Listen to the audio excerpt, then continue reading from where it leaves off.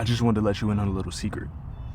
All the time that you're taking to think about your future and overthink about what's to come, nobody actually knows what they're doing or where they're going until they started. So my best advice to you is to just live life and just create.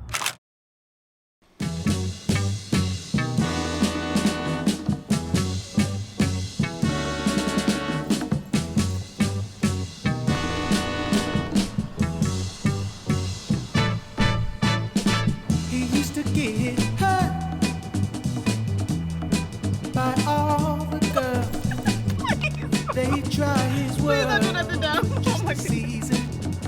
Please don't do anything. And now Oh he's my got a gosh. good girl, and she wants to stay. Ooh, but he's gotta go for his own reasons. Ooh, he's running away.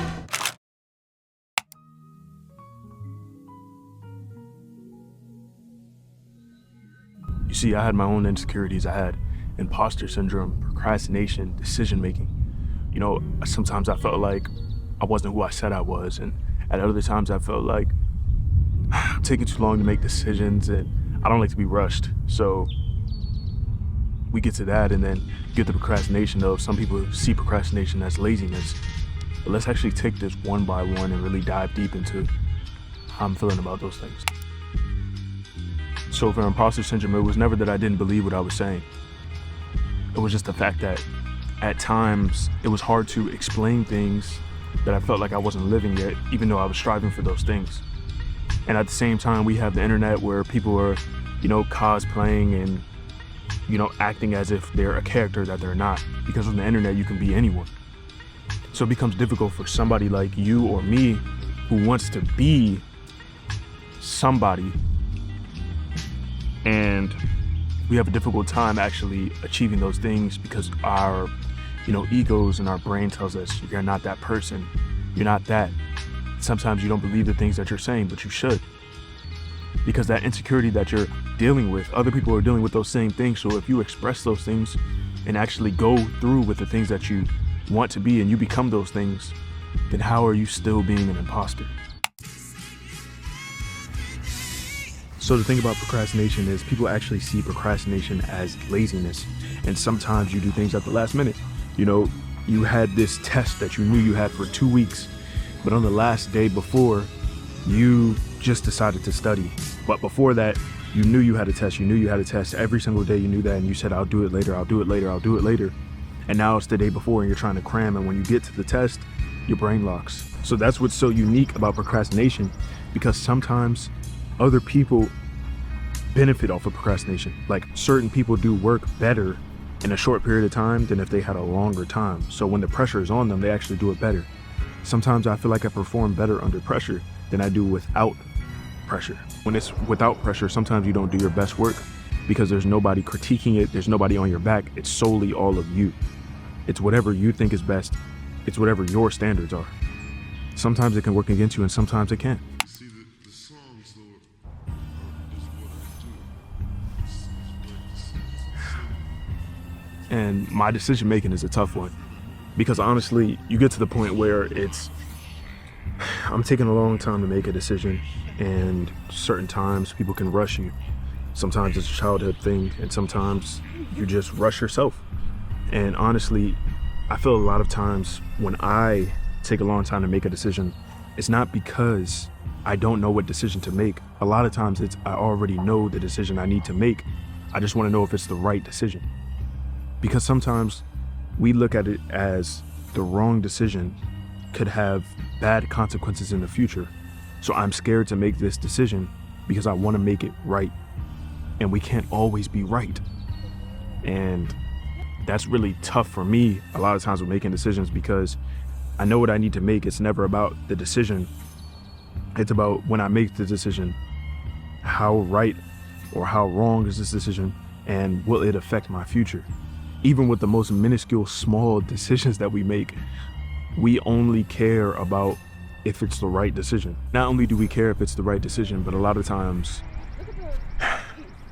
we don't want to live with that mistake that we make.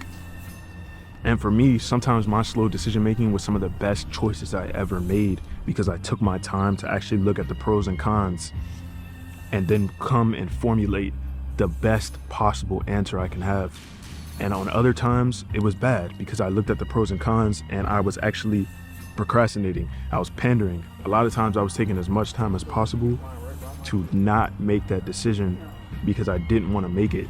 So I made all these excuses for the reason why I should have taken a long time when it didn't take that long to make that decision.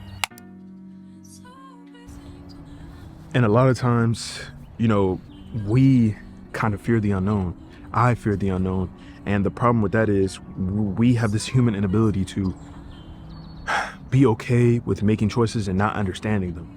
Like, it really eats us alive to not understand the choice that we make, because a lot of times when we make a choice and we talk to someone else, it's not that we want to know even if it's right or wrong anymore. It's about, we want to understand why we made the choices that we made. And everything is always why with us. Like, why did I do this? Why did I do that? We always want to know why something happened. And I think that's just a human thing that we just have to live with. But honestly, all of these things that I'm insecure about, all these insecurities that I have, they actually paid off. They were gifts, because now I sit here and I document exactly what I'm going through. I document exactly what other people are going through and how I can fix those things, or how I can, you know, capitalize off those things. And we, all of us, sometimes don't understand that insecurity is a superpower. It's a gift. No matter what you are, you can look at all these influencers, these creators, these people that take their insecurities, some of them that were original with it, take their insecurities and make them into things that other people can feel good about. And honestly, I feel like we don't do that enough. We look at it, we mope around about it, but we don't actually do something about it. So again, if you're doing this, what I'm doing, or anything that you do, the best thing to do is to keep living with what you have and just create what you need to create. Look at someone else, find inspiration, and take that insecurity and turn it into a superpower. Turn it into a gift, turn it into a talent, because that's exactly what it is when you have the understanding and you place it right.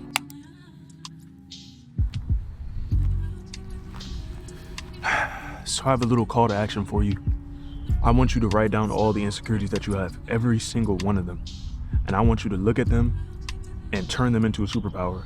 And by that, I mean, I want you to write next to them all the positive aspects of this insecurity that I have. And when you write down all the positive aspects of that, I want you to then write down a paragraph, not even a paragraph, write down a couple sentences as to what you can do with these insecurities and who can you help with them and who can you teach things to when you have these insecurities. Definitely do this, bro. I'm trying to tell you, it will literally change the way that you look at everything that you are insecure about. And once you do that, we good.